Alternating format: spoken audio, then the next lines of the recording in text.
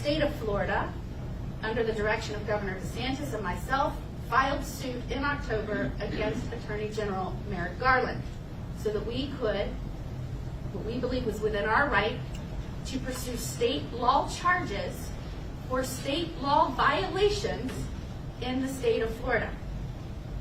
Thereafter, we continued to attempt to make contact with the federal government, with the prosecutors. We informed them that as a result of the actions of the defendant and his attempt to flee on the date in question, September 15th of this year, as the stop was made and traffic was slowed, an accident happened and a little girl was seriously injured and almost died. As a result of that, we felt compelled to seek justice on her behalf and her family that will never be the same as they cope with her injuries. And so we continue to reach out with the federal government, explain to them to need to pursue these charges, explain to them that we were doing this to provide justice to this 6-year-old little girl. And again, they responded, we should not bring charges, we should not investigate further, and they would not provide us with information. The excuse and the reasoning kept coming back to the need to protect the case and national security. I have never been asked to meet with anyone to discuss how national security is implicated in shutting down the state of Florida's investigation. Our statewide prosecutor has never been invited to discuss how national security would merit shutting down our statewide investigation. To my knowledge, none of our agents have been asked to discuss what the implications may be to national security as a reason to shutting down our investigation. In fact, even after promises that someone from the National Security Division would meet with our statewide prosecutor or contact our statewide prosecutor, that never happened. And so we explained we would move forward with charges of attempted felony murder to pursue justice on behalf of this little girl. To date, they have never contacted us or supported us in this endeavor in any way. We have sought information by subpoenas and witness interviews to support this information, to support our affidavit and complaint. And we have also used publicly available information and filing that has come through the federal investigation. And so this morning, we obtained an arrest warrant supported by a criminal report affidavit and complaint. We will make that available to the press.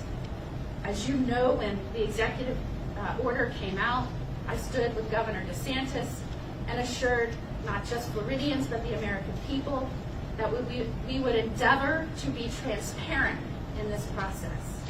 Rightly so, there were many questions surrounding the agency prosecuting the president-elect and at the same time investigating his attempted murder.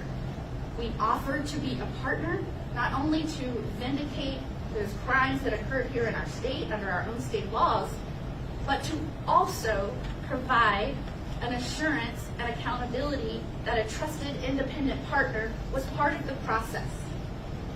Governor DeSantis and I were both federal prosecutors. We have both worked with federal agencies. We both believe in the mission of law enforcement, both federal and state, to hold criminals accountable and pursue justice. We believe that these agencies are essential to protecting a free people under a rule of law. But that indeed is their mission.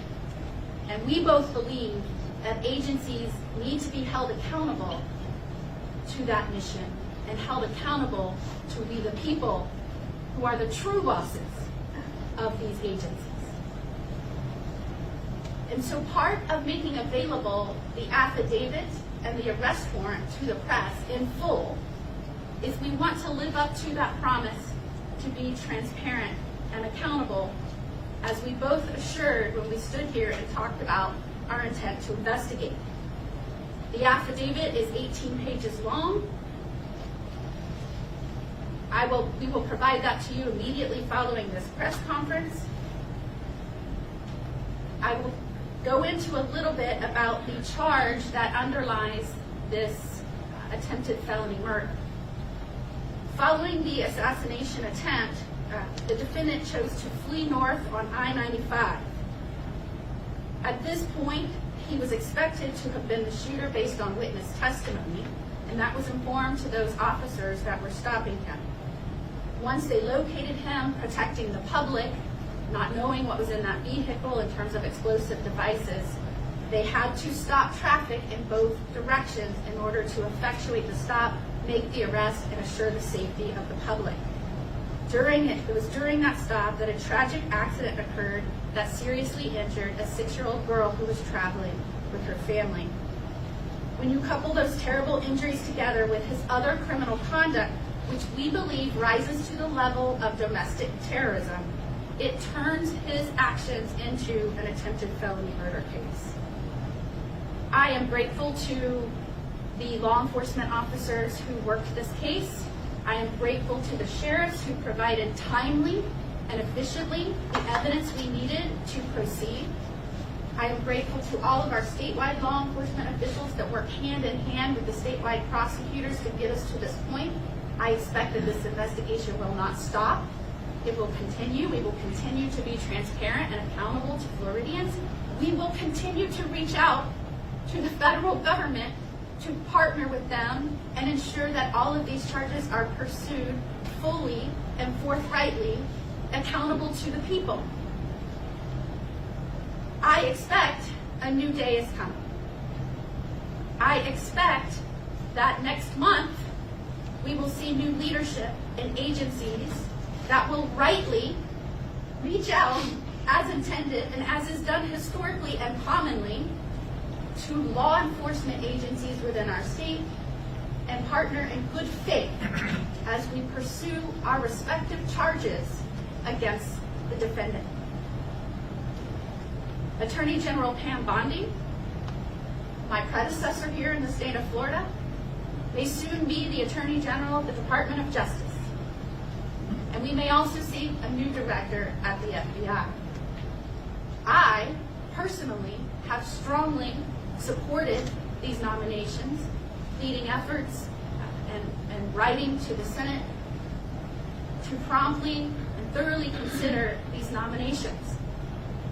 And to those senators that would advise and provide consent on the nominations of President-elect Trump, I ask that you fully consider and give deference and merit to these nominations. Much ado has been made that some of these nominations may not be the traditional type of candidates that we are seeing, that we have seen historically. And I would submit to you, we are not in a traditional moment in this nation. This nation has never seen 2 assassination attempts so closely on a president-elect by an agency that was investigating him at the same time. I can tell you as a former federal prosecutor, I have never seen such an unwillingness or lack of communication and a joint effort to pursue charges against the same individual for the same criminal acts. A new day is coming, and I would suggest that bringing in new and fresh perspective to redirect agencies to their true mission, and that is to hold criminals accountable and protect our people. Indeed, the people that have been nominated, Pam Bondi, Mr. Patel, they love this country. They love what it is meant to be, and that is a land of free people with a government that is truly for and by the people, and that is accountable to them. And I expect, with fresh leadership and fresh perspective, coupled with 2 people who can communicate with the American public, that will renew the faith in our institutions, which is essential for the success and continuity of this great nation.